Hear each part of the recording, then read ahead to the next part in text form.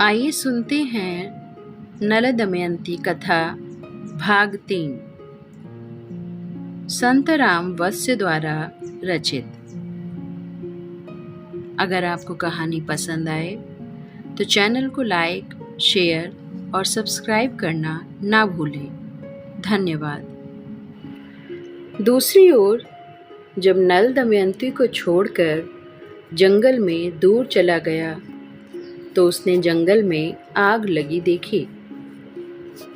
उस आग में से कोई नल का नाम लेकर पुकार रहा था, महाराज नल, दौड़ कर आइए और मुझे इस आग से निकालिए। इस करुण पुकार को सुनकर नल ने कहा, डरो मत, मैं आ रहा हूँ। इतना कहकर वह किसी तरह अपने को बचाता आग में घुस गया। नल ने आगे देखा कि एक नाग आग से झुलसा हुआ कुंडली मारे बैठा था। वह बोला, राजन, मैं करकोटक नामक नाग हूँ। एक बार मेरे द्वारा देवर्षि नारद ठगे गए थे। तब उन्होंने मुझे शाप दिया था कि तुम जड़ वस्तु की तरह एक जगह पड़े रहो। जब कभी राजा नल तुम्हें यहाँ से दूसरी जगह ले जाएंगे तब तुम्हारे शाप का अंत होगा। नारद जी के उस शाप के कारण मैं अपनी जगह से इधर उधर नहीं जा सकता। आप मुझे इस आग से बचाइए। इस उपकार के बदले मैं भी आपका एक काम बनाऊंगा। बस आप जल्दी से मुझे यहाँ से निकालिए। नल ने करकोटक नाग को उठाया और शीघ्रता से आग से बाहर ले आया।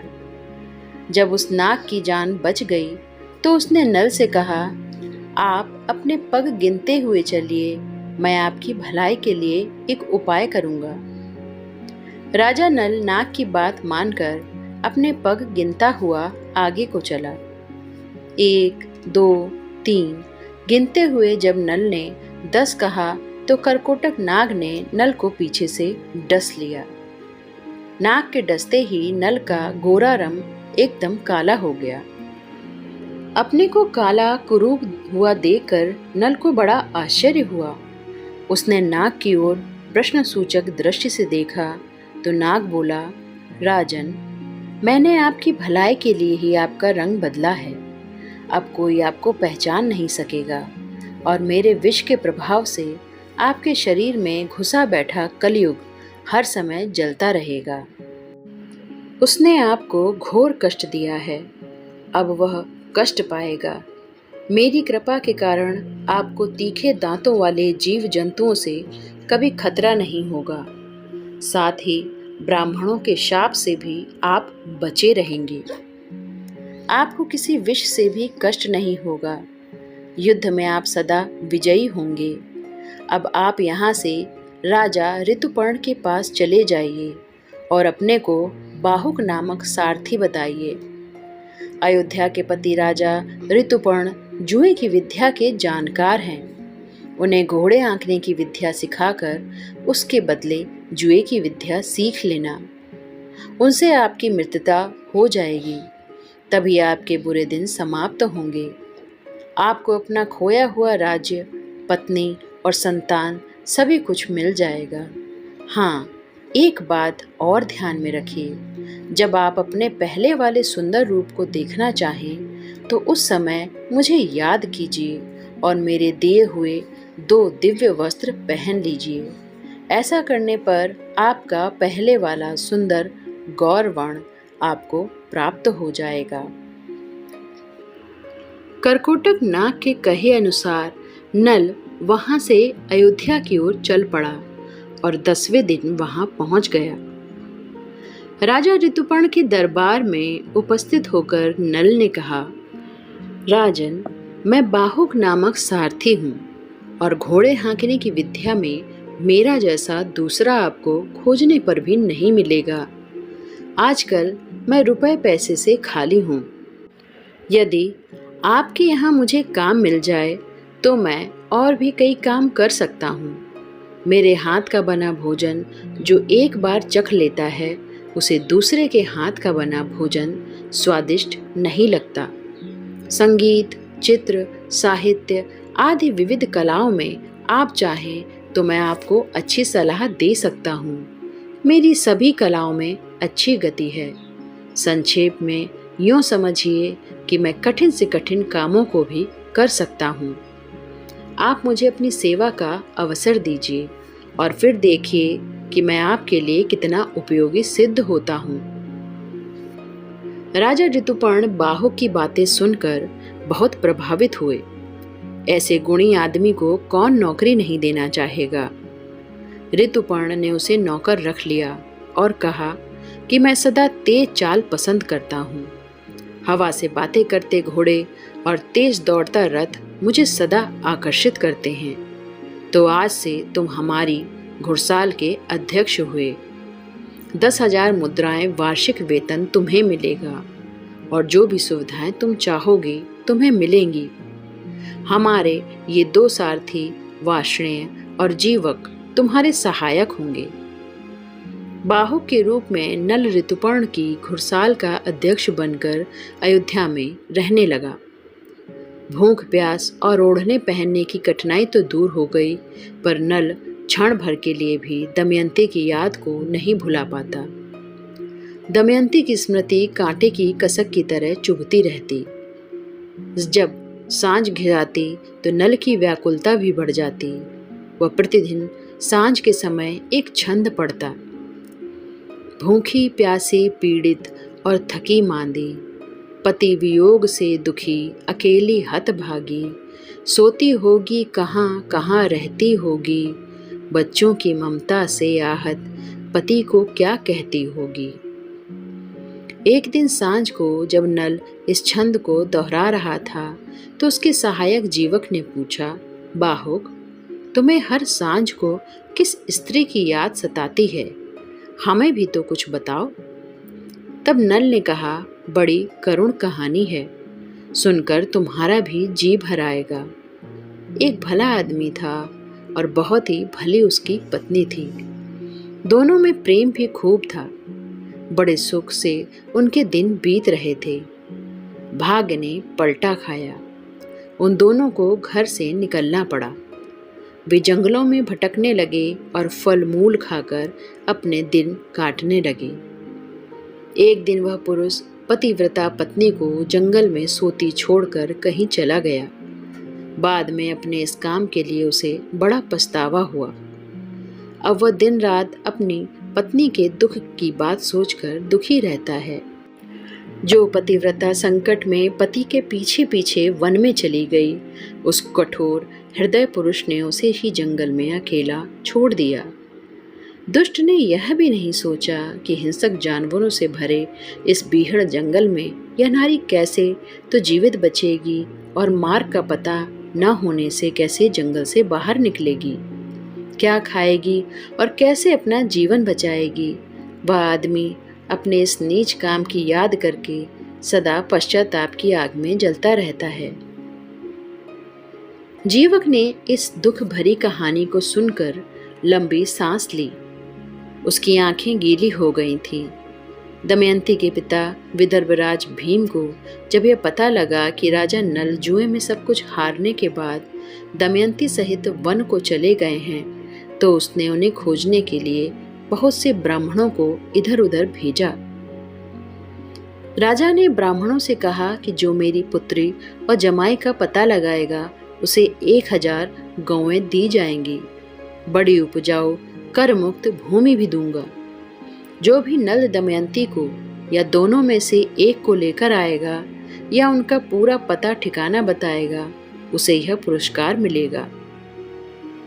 वे सूझबूझ वाले ब्राह्मण नल दमयंती को खोजने चारों दिशाओं में चले गए। बहुत खोजने पर भी किसी को नल दमयंती का कुछ पता नहीं लगा। उनमें से सुदेव नाम का ब्राह्मण खोजता हुआ जब चेंदी राज के महल में गया तो वहां उसने दमयंती को देखा। वह सुनंदा के साथ खड़ी थी। धुएं से घिरी ज्वाला की तरह उसका रूप पूरी तरह प्रकट नहीं हो रहा था। वह चिंता के कारण उदास, दुर्बल और मलिन थी। सुदेव अब उसके पास चला गया और बोला, विदर्भ राजकुमारी, मैं तुम्हारे भाई का मित्र सुदेव हूँ। महाराज भीम ने मुझे तुम्हारी खोज के लिए भेजा है। तुम्हारे माता पिता और भाई सब सकुशल हैं और वहाँ जो तुम्हारे पुत्र पुत्री हैं वे भी सकुशल हैं। तुम्हारा और महाराज नल का कुछ पता ठिकाना न होने के कारण वे बहुत चिंतित और दुखी हैं। तुम दोनों को खोजने के लिए उन्होंने सैकड़ों ब्राह्मण चारों दिशाओं में भेजे हैं। दमयंती ने जब सुदेव को पहचान लिया और अपने संबंधियों का कुशल मंगल पूछने लगी। मायके के इन ब्राह्मण से बातें करते करते दमयंती का दिल भर आया और आंसू बहने लगे। सुनंदा उसे रोती देखकर घबरा गई और राजमाता से जाकर बोली, प्रसादिका एक ब्राह्मण से बातें कर रही हैं और बहुत रो रही हैं। राजमाता तुरंत वहां पहुंची और सुदेव को बुलाकर पूछने लगी, विप्रवर, मैं समझती हूँ तुम इस युवती से अच्छी तरह परिचित हो। हमें भी बताओ यह किसकी पुत्री तथा किसकी पत्नी है। यह सुंदरी अपने संबंधियों से कैसे बिछुड़ गई है और किस संकट से ग्रस्त है। राजमाता के इस तरह पूछने पर विप्रवर सुदेव ने दमयंती का पूरा परिचय उन्हें दिया। परिचय मिलते ही राजमाता और सुनंदा दमयंती से गले मिलकर रोने लगी। बात यह थी कि दमयंती राजमाता की सगी बहन की पुत्री थी। उनका मौसी भांजी का संबंध था। अब तो राजमाता ने पिछली बहुत सी बातें बतानी प्रारंभ की और बोली कि तुम्हारा जन्म तो तुम्हारे नाना और मेरे पिता के घर हुआ था। अरे भोली, यह घर तो तेरा अपना ही है। अब दमयंती बोली, मौसी जी, आप मुझे पहचानती नहीं थी, फिर भी आपने मेरे लिए सारी सुख सुविधाएं जुटा दी। मैं यहाँ सुरक्षित रूप से रहती रही। मैं बहुत दिनों से भटक रही थी और दुख पा रही थी। आपने मुझे आश्रय देकर संकट से बचाया। आप मुझे विदर्भ जाने की आज्ञा दीजिए। मेरे लिए माता पिता और भाई सभी चिंतित हैं। मेरे 2 बच्चे भी वहीं हैं। माता पिता की याद करके शोकाकुल रहते होंगे। अब तो आप किसी अच्छी सी सवारी की व्यवस्था कर दें ताकि मैं जल्दी से विदर्भ पहुंच सकूं। राजमाता ने दमयंती के लिए पालकी की व्यवस्था कर दी और सुरक्षा के लिए एक सैनिक दल भी साथ भेज दिया। खाने पीने की और दूसरी आवश्यक वस्तुएं भी साथ भेज दी, जिससे मार्ग में किसी प्रकार का कष्ट ना हो। दमयंती कुछ दिनों बाद विदर्भ देश में अपने माता पिता के पास जा पहुंची। उनके मायके के लोग उसे देखकर बहुत प्रसन्न हुए और सबने उनका आदर सत्कार किया। दमयंती भी उन्हें छाती से लगाकर बड़ी देर तक प्यार करती रही। इसके बाद दमयंती ने देवताओं और ब्राह्मणों का पूजन किया। राजा भीम ने पुत्री की खोज लाने वाले ब्राह्मण को 1000 गौएं, 1 गांव, कर मुक्त भूमि और धन देकर विदा किया। दूसरे दिन दमयंती ने अपनी माता से कहा, माँ, यदि तुम मुझे जीवित देखना चाहती हो तो अपने जवाई की खोज कराने का एक और प्रयत्न करो। सच कहती हूँ, मैं उनके बिना जीवित नहीं रहूंगी। बेटी की बात सुनकर माँ की आंखें भर आईं। रानी ने दमयंती को कोई उत्तर नहीं दिया। वह मन में कुछ सोचती रही। फिर रानी ने यह बात राजा भीम को बताई और नल को खोजने के लिए दोबारा प्रयत्न करने को कहा। पुत्री के दुख से दुखी राजा भीम ने नल की खोज के लिए ब्राह्मणों को दोबारा चारों दिशाओं में जाने को कहा। नल की खोज के लिए जाने वाले ब्राह्मण दमयंती के पास जाकर बोले, राजकुमारी जी, हम महाराजा नल को खोजने जा रहे हैं। आपको कुछ कहना हो तो कहें। दमयंती ने कहा, हाँ, मुझे एक बात कहनी है। जहाँ कहीं भी आप लोगों की भीड़ देखें, वहाँ मेरी बताई यह बात कहें। प्रियतम छलिए, आधी साड़ी पहने मुझको वन में सोई हुई छोड़कर कहाँ गए तुम? मैं वैसी की वैसी जैसी छोड़ गए थे। ओ पत्थर दिल, पतिव्रता से क्यों मुंह मोड़ गए थे। आग विरह की मेरी छाती दग्ध कर रही, तेरे दर्शन की आशा से नहीं मर रही। उत्तर दो मेरी बातों का, मेरे मन के मीत। ब्राह्मणों, यह कहकर आप महाराज को खोजने का प्रयत्न करें। जो व्यक्ति इस बात को सुनकर व्याकुल हो उठे, आंसू बहाने लगे या कुछ उत्तर दे, तो उससे विशेष रूप से पूछताछ करना। दमयंती की बात सुन समझकर ब्राह्मण नल को खोजने निकल पड़े। वे चारों दिशाओं में खोजते खोजते थक गए, पर राजा नल का कुछ पता नहीं चला। बहुत दिनों के बाद पर्णाद नामक ब्राह्मण लौटकर दमयंती के पास आया और बोला, मैंने अयोध्या के राजा ऋतुपर्ण की राजसभा में तुम्हारा कहा हुआ सुनाया, पर किसी ने कोई उत्तर नहीं दिया। वहां से जब मैं लौटने लगा तो बाहुक नाम वाले एक व्यक्ति ने एकांत में मुझे तुम्हारी बातों का उत्तर दिया। वह व्यक्ति महाराज ऋतुपर्ण का मुख्य सारथी है। वह देखने में काला कलूटा है, घोड़ों को हाँकने में वह बड़ा कुशल है और उसके बनाए भोजन में अद्भुत स्वाद होता है।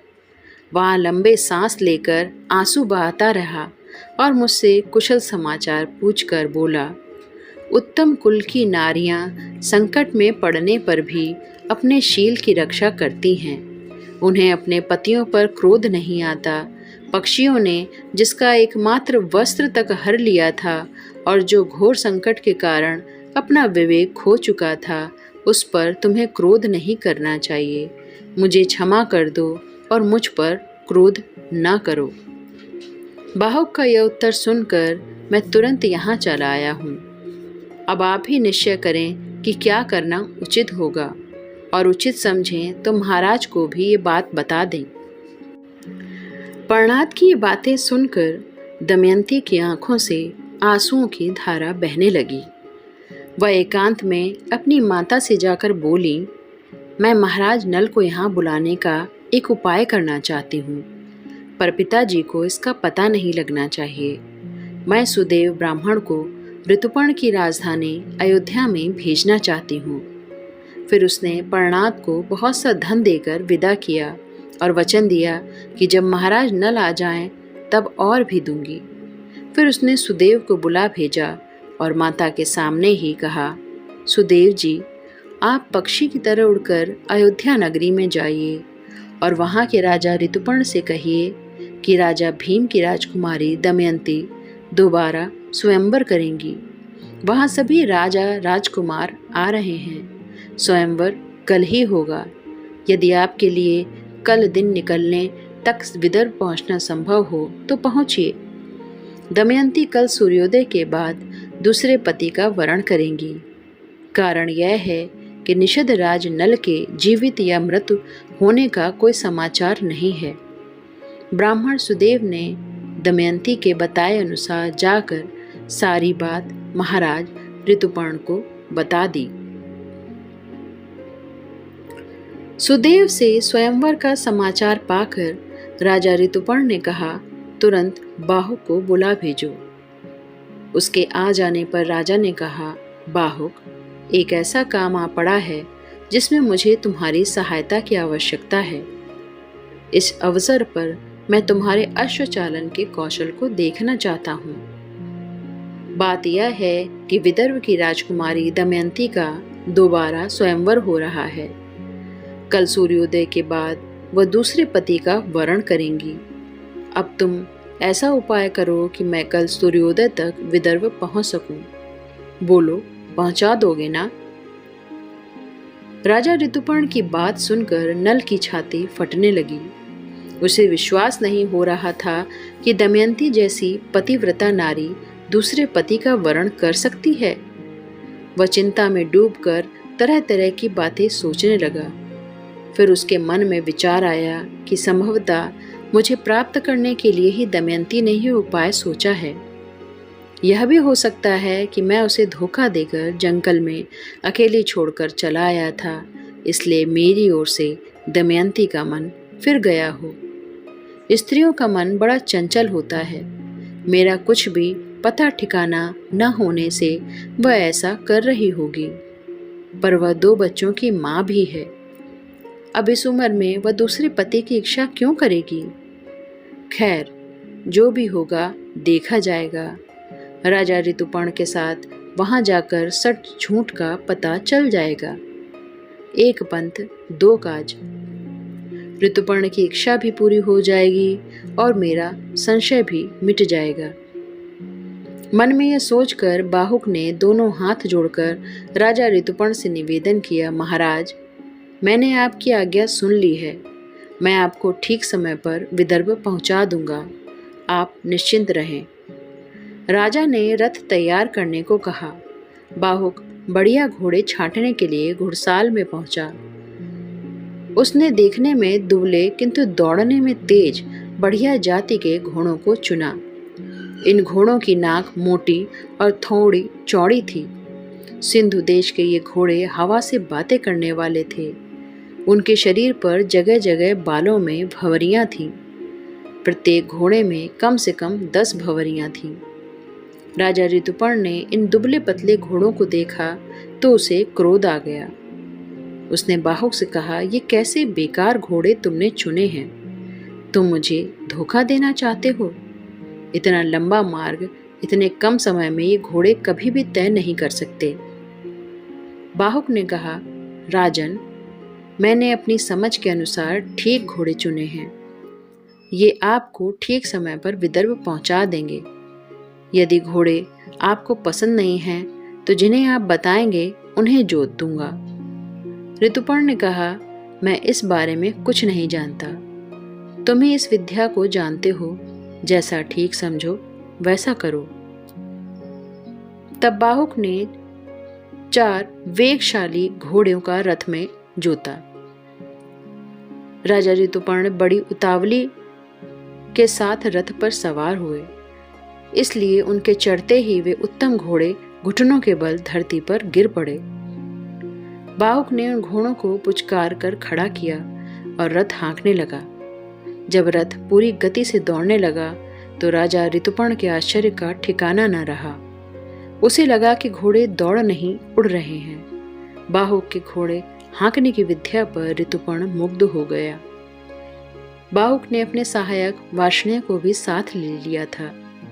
वही पहले नल का सारथी था और नल के पुत्र पुत्री को कुंडिन पर छोड़कर ऋतुपर्ण के पास नौकर हो गया था।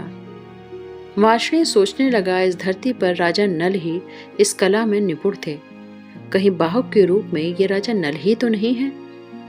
पर राजा नल का रूप तो अत्यंत सुंदर है। वह बाहुक से कुछ भारी शरीर के भी हैं, किंतु अवस्था तो दोनों की एक जैसी ही है। कौन जाने वेश बदले हुए ये राजा नल ही हों। राजा ऋतुपर्ण को पूरा विश्वास हो गया था कि बाहुक ठीक समय पर विदर्भ पहुंचा देगा। मार्ग तेजी से कटने लगा। नदियों, पर्वतों, वनों और सरोवरों को लांघता हुआ रथ आगे बढ़ता गया। रथ के तेज दौड़ने से वायु वेग के कारण राजा ऋतुपर्ण का उत्तरीय गिर गया। राजा ने तुरंत बाहुक को रथ रोकने के लिए कहा ताकि उत्तरीय को उठाया जा सके। राजा की बात सुनकर बाहुक ने उत्तर दिया, महाराज, आपका उत्तरीय बहुत दूर रह गया। हम उस जगह से 4 कोस आगे निकल आए हैं। अब वह नहीं मिल सकता। बाहुक का उत्तर सुनकर राजा ऋतुपर्ण चुप हो गए। आगे मार्ग में राजा को बहेड़ का एक विशाल वृक्ष दिखाई दिया। उस वृक्ष को दिखाते हुए ऋतुपर्ण ने कहा, जैसे तुम्हारी घोड़े हाँकने की कला अद्भुत है, ऐसे ही गिनती करने की विद्या में मैं भी विशेष योग्यता रखता हूँ। सभी बातें सभी लोग नहीं जानते। कोई किसी बात को जानता है तो कोई किसी दूसरी बात को। बाहुक, इस वृक्ष में जितने फल और पत्ते हैं उन सबको मैं बताता हूँ। वृक्ष में लगे हुए पत्तों और फलों की संख्या से नीचे गिरे हुए पत्तों और फलों की संख्या 102 अधिक है। वृक्ष में 2095 फल लगे हुए हैं और पत्तों की संख्या 5 करोड़ है। तुम चाहो तो वृक्ष को काटकर गिनती कर लो। बाहुक ने रथ रोककर कहा, वृक्ष को काटकर और फलों को गिनकर ही आपकी गणना की सत्यता की जांच हो सकती है। ऐसा किए बिना आपकी बात पर विश्वास करना कठिन है। यदि वार्ष्णेय 2 घड़ी घोड़ों को लगाम संभाले रखे तो मैं फलों को गिन लूंगा। राजा ने कहा, बाहुक, यह समय रुकने का नहीं है। बाहुक बोला, मैं गिनने में ज्यादा देर नहीं लगाऊंगा। यदि आपको बहुत जल्दी है तो वार्ष्णेय को सारथी बनाकर चले जाइए। तब राजा ने उसे मनाते हुए कहा, तुम ही मुझे विदर्भ पहुंचा सकते हो। वार्ष्णेय तुम्हारी बराबरी नहीं कर सकता। इस काम में विघ्न मत डालो, मुझे तुम्हारा ही भरोसा है। बाहुक ने कहा, मैं बहेड़े के वृक्षों को गिनकर ही यहाँ से चलूंगा। आप मेरी बात मान लीजिए। राजा ने अनमने होकर कहा, अच्छा गिन लो। बाहुक ने वृक्ष को तुरंत काट डाला और फल गिने तो वे उतने ही निकले जितने राजा ने बताए थे। अब बाहुक ने कहा, महाराज, गणित विद्या में आपकी निपुणता आश्चर्यजनक है। इस विद्या का रहस्य मुझे भी बताने की कृपा करें। राजा ने कहा, बाहुक, जुए के खेल में और गणित में तुम मुझे अत्यंत निपुण समझो। बाहुक ने कहा, राजन, आप यह विद्या मुझे बता दीजिए और बदले में मुझसे अश्वविद्या सीख लीजिए। राजा ने यह बात मान ली। फिर कहा, तुम मुझसे इसी समय जुआ खेलने की विद्या ग्रहण कर लो।